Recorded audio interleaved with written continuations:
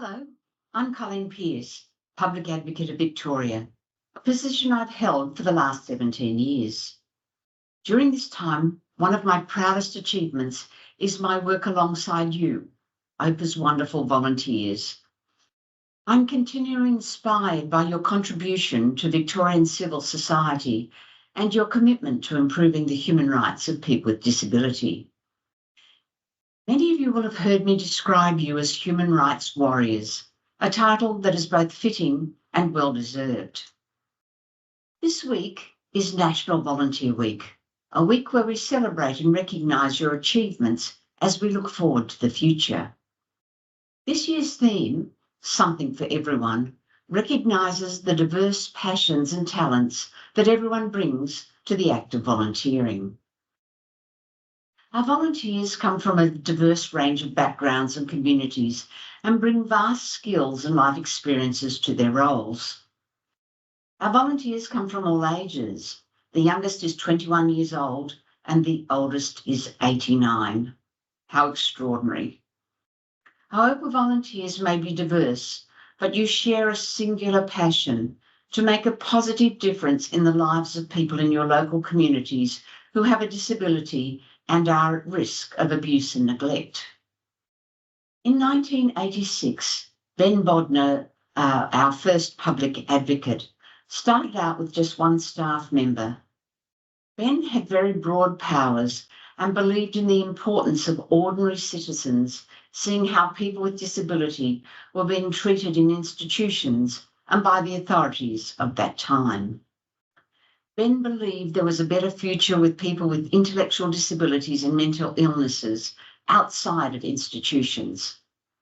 He understood the importance of concerted citizen action in advocating for the human rights of people with disabilities.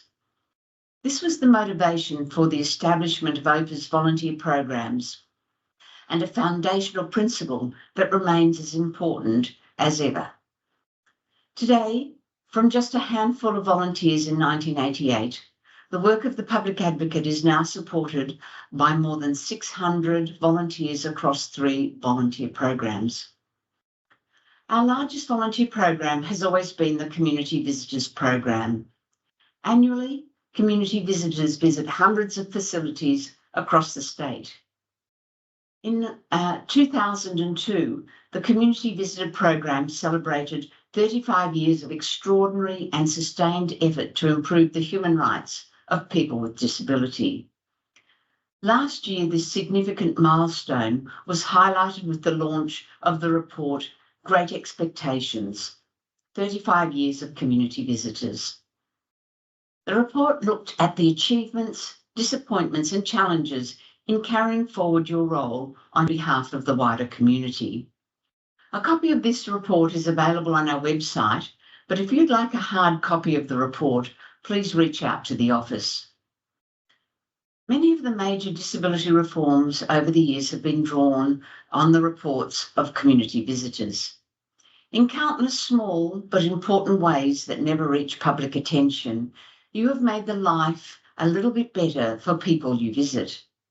Your vital safeguarding role is as important as ever. During the last financial year, 357 community visitors and 117 trainees made 3,793 visits to 1,270 facilities, including disability accommodation, mental health units, and supported residential services. Last year, community visitors identified and followed up 5,713 issues. Community visitors have approached each visit this year as ordinary community members with an extraordinary purpose. In their regular visits, community visitors consider whether they themselves would be satisfied with the quality of life of the people they visit, and whether it would be good enough for their own families, friends, and for the Victorian community. There is no doubt that the collective advocacy of thousands of community visitors over the last 35 years has fundamentally changed the lives of thousands and thousands of people.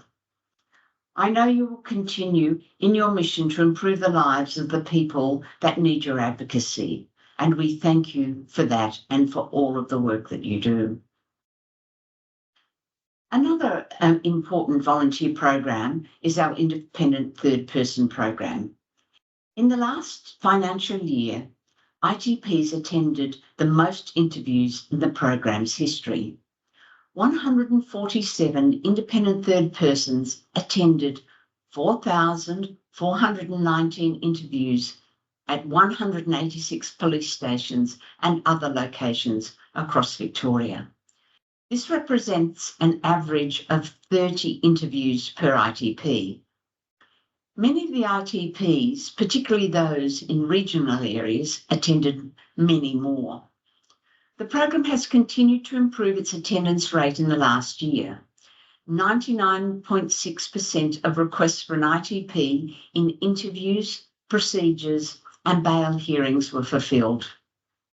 As well as police stations, ITP also attended interviews and procedures at client homes, hospitals, prisons, and disability facilities.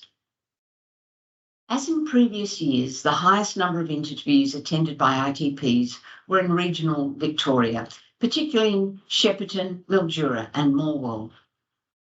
And while it's pleasing to see such a good uptake and support for the program by Victoria Police, it obviously puts a significant strain on our active ITPs.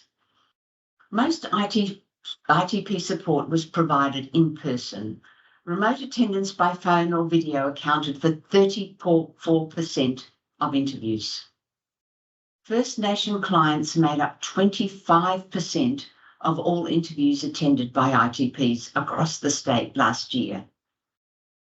As in previous years, the ITP program continues to observe many people supported in interviews related to assault offences, theft, and breaches of bail. The highest number of people interviewed for breaches of bail is particularly concerning, given many people with cognitive disability may not fully understand bail conditions and are therefore at risk of new criminal offences being recorded.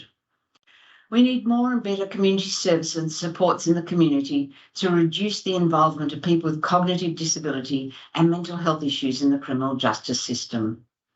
All our independent third person volunteers, I want to thank each and every one of you for all that you do, particularly given that you're called on at all times of the day and night to attend police interviews. Our final volunteer program is our Corrections Independent Support Officers. In the last financial year, 4 CISOs provided support and assistance to prisoners with intellectual disability at 67 Governor's disciplinary hearings.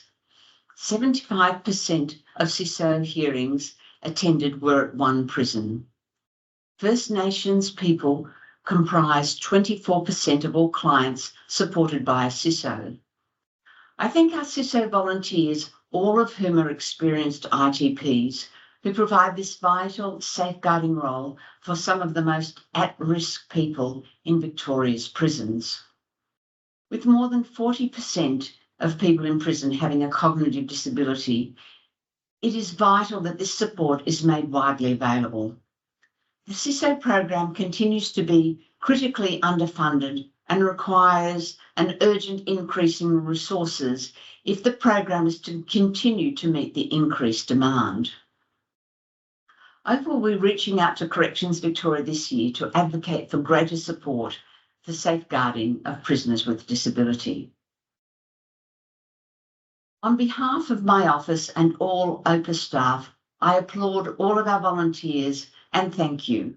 Your safeguarding work is critical. You ensure that your fellow citizens are provided with the dignity, respect, and support they deserve, free from violence, abuse, neglect, and exploitation. What could be more important than that? I hope you enjoy National Volunteer Week, and again I thank you for the work that you do. It now gives me pleasure to hand over to the new Deputy Public Advocate, Daniel Leighton, who commenced in this office on the 6th of May 2024. I invite Daniel to say a few words to you. Hello. It gives me great pleasure so early on in my role to be able to congratulate and thank you, our wonderful volunteers, for the work that you do each and every day in supporting some of our most vulnerable Victorians. Volunteering and supporting volunteering has long been one of my passions. From campaigning for change, advocating for rights, or collecting money for worthy causes, I've been involved with volunteering since an early age. I can even recall going with my uncle as a preschooler, door knocking to raise money for charity, and then at school raising money for the Red Cross Appeal.